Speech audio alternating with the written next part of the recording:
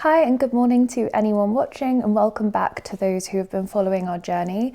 Today I'm going to film a day in the life with both my horses. So for anyone who's not watched my channel before, I have two horses at the moment. I have a 3 rising 4-year-old Ex-Racehorse who finished racing, I'd say about 9 months ago. And I have a assumed 5-year-old, I say assumed because we don't know for sure, but 5-year-old wild Mustang who I've been working with for about 3.5 weeks now. So I'm just going to take you along and show you what I do with both of them in a day. With Ezra, so that's my thoroughbred, we're going to start with him, so I'll just give a quick sort of intro and a bit of context to where we're at the moment. So I'd say for the last 6-7 weeks, I have been riding him. We've been improving in our schooling, and I've been taking him out on trail rides, which is something that's completely new to him. However, the last 5 rides, I've noticed he's finished the ride / like as the ride's gone on, I just feel like he's really overwhelmed. I don't feel like he's enjoying it. He just seems a little bit stressed. And I think it's maybe now I'm asking him to do things he hasn't done before, like the trail riding and just holding himself in like a better frame rather than completely strung out and flat. I think he's just struggling with like advancing a little bit, which is totally understandable given his age. Again, I'm not asking him to do anything crazy or strenuous, and we don't work for more than 30 minutes, or if we're on a trail, an hour, but I do feel like it's all got a bit much for him, so we're completely stepping back. I'm not riding at the moment as of 2 days ago, and we're coming straight back to basics, and we're just going to work on our groundwork for a bit. I just think he's feeling a little insecure in himself when I'm asking him to do something new. I think he gets frustrated and overwhelmed, which is understandable, but then I think he doesn't know what to do with those feelings, so they're kind of coming out in either he freezes up or he kind of just explodes. Before anyone asks or worries, he has been checked by a vet and a saddler and all of that. I always do all of the medical avenues before I ever jump to behaviour. He's absolutely fine. He has been checked by all of these people. So we're going to step it back to groundwork because he's only young, and I keep forgetting, like, I haven't started him from the beginning. He's already been trained and I'm essentially retraining him. So I kind of think there's some holes in his training that I have kind of glossed over, or he's masked quite well, that are kind of coming out now. So we've partnered up with another trainer that I've been watching for a few months. I think he's really great with horses. I like the way that he works with them, very gentle but kind of assertive and clear in his expectations. I've partnered up with him for 2 reasons. One, I think you can never stop learning, and I want to learn from him. I've got experience with starting horses from the beginning when they've had no training. I've never retrained a horse, so it's a bit different. We're trying to unlearn behaviours, whereas this trainer's done that a lot. So I think I've got a lot to learn from him, and so does Ezra. And the second reason is sort of from next week onwards, I am away a lot this year, and so there'll be times where I need to hand Ezra's training off to someone else, and I want that person to be on the same page as me, where like of what I'm comfortable doing with my horse. I want Ezra to have consistency in his like expectations from who's training him. So I want me and whoever trains him when I'm not here to be on the exact same page, so it's not confusing for Ezra when I'm away. He's still, same expectations from whoever is working with him. So that's kind of why I've got another trainer involved. And then we will also go and see my wild Mustang, who I'm working with just completely on my own at the moment. And I do have a playlist if you want to follow our journey just exclusively. But today will be both the boys on camera. I'm trying to think if I've missed anything, but I think that's everything for now. So I'm going to drive up there now. I'm going to obviously ask the trainer before I start filming if he's happy for me to film him working with Ezra. Hopefully he is. If he's not, I can demonstrate on another video at another time what we're doing with him. And then obviously I'll take you along and show you what we're doing with my Mustang. So I hope you enjoy the video, and I will see you at the horses. So I've just arrived at the barn, and in typical Ezra fashion, Ezra is asleep, which is quite common for Ezra. I can see why he never made it as a racehorse, because his 2 favourite things to do are, well, 3. Sunbathe, sleep flat out, snoring on the ground, and eat. So I mean, you can't really blame him. There's 3 amazing things, probably my 3 favorite things too. But anyway, you tired, sweet man? You do live a very tiring life. You eat a lot of food, so I can understand why you need to rest a lot. So after waking him up from his nap, this is us in the arena. This obviously isn't me working with him. This is the trainer that we've partnered up with. And the purpose of the sessions at the moment is, firstly, when we ask him to do something, so if we ask him to look at us, if we ask him to go into trot, if we ask him to stop, if we ask him to turn, it's about using as minimal cues as possible. So really we should just look or gesture and he should do it. And if he doesn't do it, then the aid gets stronger. So I can show an example of that in a minute. So really just getting him to do it when we ask the first time. So removing any nagging or anything like that. And then we are also trying to get him to find relaxation in his work, which I'll kind of explain a bit when there's an example. So we're starting him on the shorter rope just because it's easier to communicate. And although it looks like it, this is not us lunging him. We are not trying to get energy out of him. We are purely working on the psychology side of things. So you'll see that the trainer has a little bit of tension on the rope, and we're just trying to encourage him to drop his head and find relaxation in his work. So you'll see as he comes around here, he drops his head, and we then immediately slow him down as the reward, like he can stop working because he's found relaxation. And then the trainer's asking him to look at him, so face him square on, and he didn't. So he got stronger with his aids because, again, the purpose of what we're doing is also that he does it immediately and not in like 10 seconds after we've asked him. And apologies if the video's choppy, I am just picking like little highlight bits from our session. So you'll see again here, we've just got him walking around. And again, one of the big lessons is just that he's walking around in a relaxed manner. And then we're also teaching him to go off the aids immediately. So you'll see here in a second, the trainer lifts his hand, which is the cue for Ezra to trot on and move more. If he hadn't have trotted on, which he did, we would have then backed that up with the whip, just smacking the ground with the whip, but he did move off straight away, so that was great. And then you saw there he dropped his head, so immediately he gets rewarded for that and gets to stop working. So another part of the session is target training, and the purpose of target training is to encourage curiosity and build his confidence with objects he's not familiar with. So he's asked to hit a target, so touch it with his nose, and when he touches the target with his nose, he then gets rewarded with a treat. And so you can pick anything around the arena or around your ranch, and you just basically want to encourage them to touch it with their nose, and the moment they do, they get a food reward. So this one's using positive reinforcement, and this is so that eventually when we're out on the trail and he sees new things, he feels confident and curious to investigate rather than sort of shying away or giving us an explosive reaction. And so here we're just kind of playing the same game with the poles on the floor.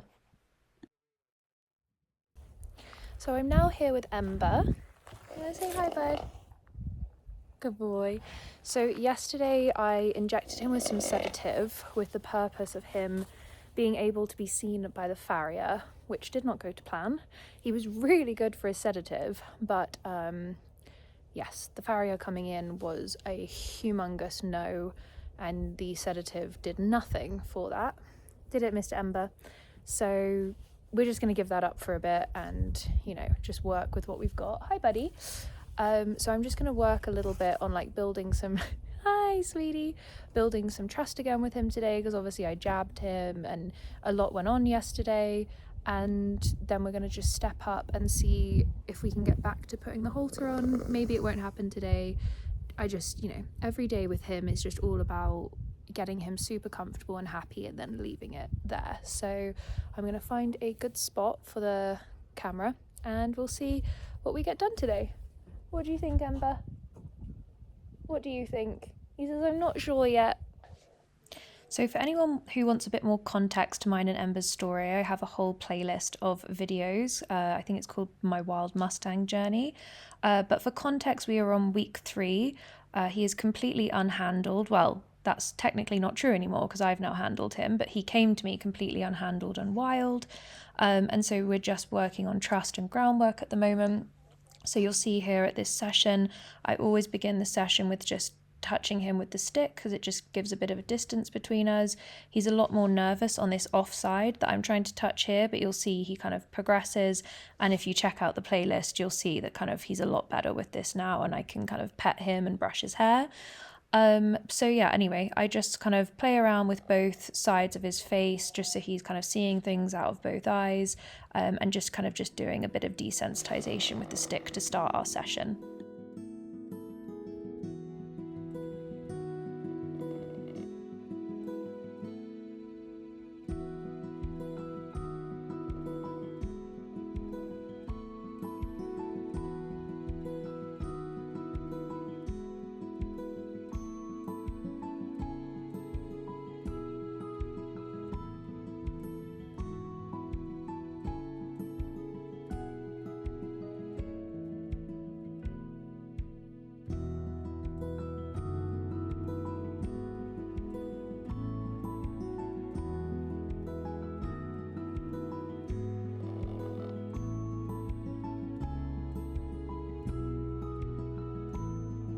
So before I do any up close and personal work with him, I get him to move around his pen. I can't show it too well because of where my camera is, but I do the same as I do with Ezra. If he doesn't move off from me pointing my finger, I then back it up with the stick on the ground, and so on and so forth. And then he's got really good now when I look at his hindquarters, he gives me both eyes.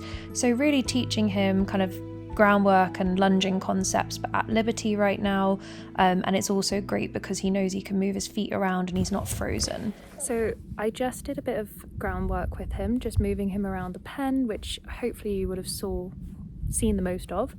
And so now we just move to the brush, and you can see he's doing a lot of licking and chewing there. He's kind of in his relaxation state. It always helps for me to start the session with moving his feet around before I go to stuff where I need him to stand still. So I've been brushing him, it's just not been on camera, so I'm going to give him a few more brushes, and then we're going to move to some rope work, and then we'll move to the halter.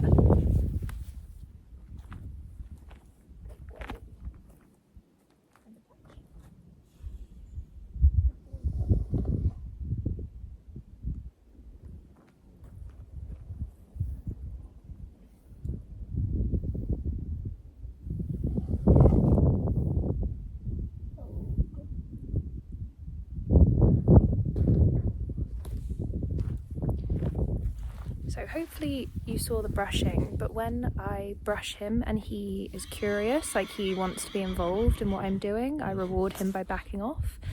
And when he's really stressed, I obviously keep an eye on how stressed, but if he's a manageable level of stressed, I will keep brushing him just to kind of work through that. And then when he becomes curious or relaxed, I then remove.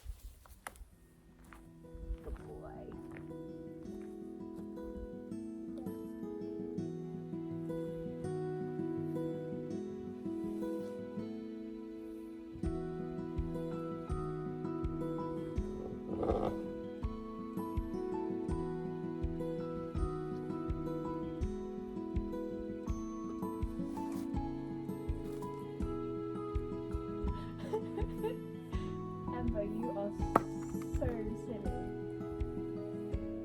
You are so silly.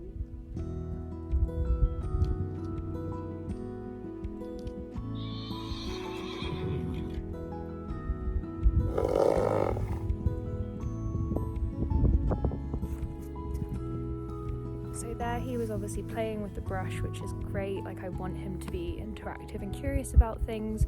He's still very unsure. We have regressed a little bit because of the whole injection and farrier situation yesterday. I can see he's like a lot more tense with me being around him than he was prior to yesterday, but we're just going to keep working through it.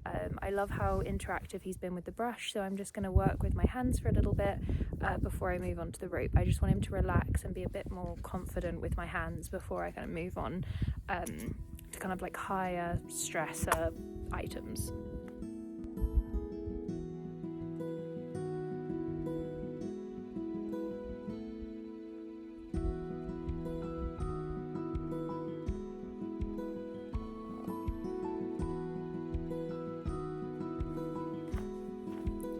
So there, I know my body's probably blocking this. Let me try and move it but I got my 2 hands on him and was scratching him. And I can see he is starting to let some tension. There we go. There's the lick and chew. So he's starting to let some tension out. So I'm just going to repeat with my hands a few more times before we move on. And it's kind of about reading their body language, but most of the time I look for him to kind of invite me in before I pet him. Sometimes I won't. Too long to explain on this very short video, but most of the time I want him to kind of look at me first to kind of welcome me in before I then put my hand on him.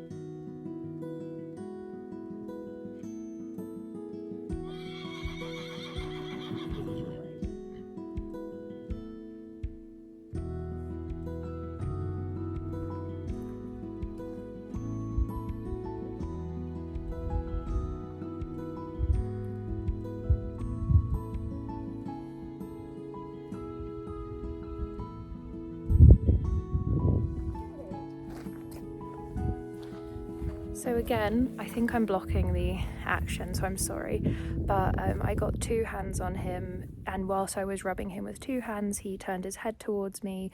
He kind of wanted to be a bit involved, so I'm going to give him a second to process that, and then we're going to move on now to I'm going to do this a few more times off of camera, just because I don't want to film hours, and then I will move to rope and halter.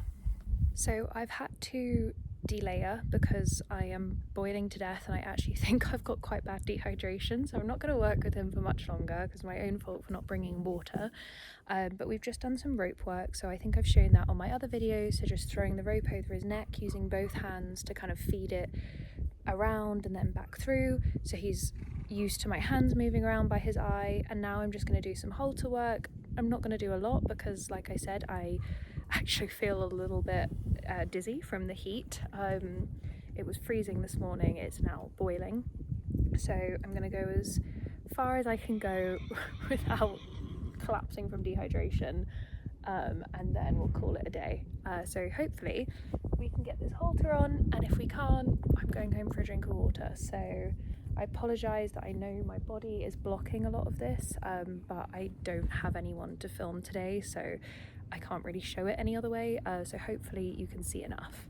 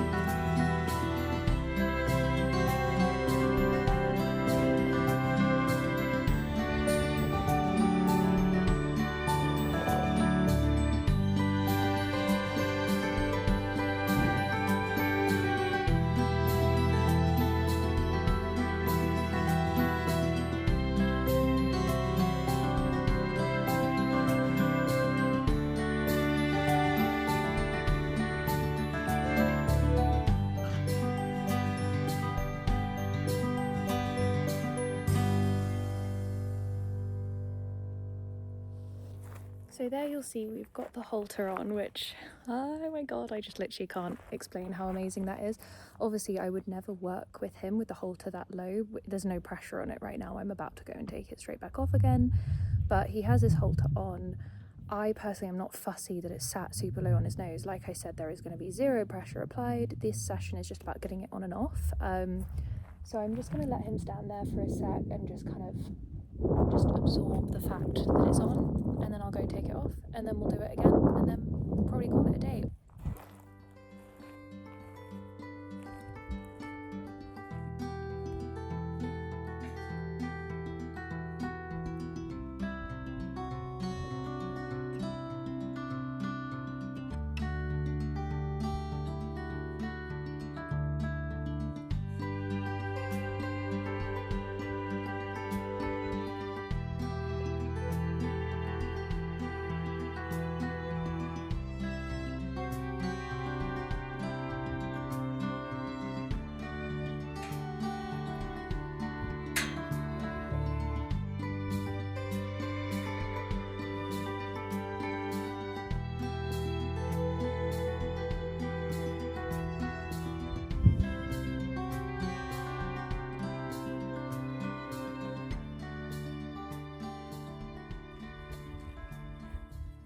And hopefully you caught that. Again, we got it on. I know it's not super high up, but it's just about getting it on. He was so good about those two. So that's the end of our session today. I couldn't be more proud of him, and I couldn't be more desperate for like a bowl of ice water. There's a big clinic going on that he's just looking at. So yeah, we're going to call it a day today, but that is going to go in the Ember files, but will also be on our day in the life. So it might not look a lot to some people. Also, the horse next door is currently throwing all my nice clothes on the ground. But this is huge. I mean, absolutely huge. And I'm going to go rescue my jacket before it gets trampled.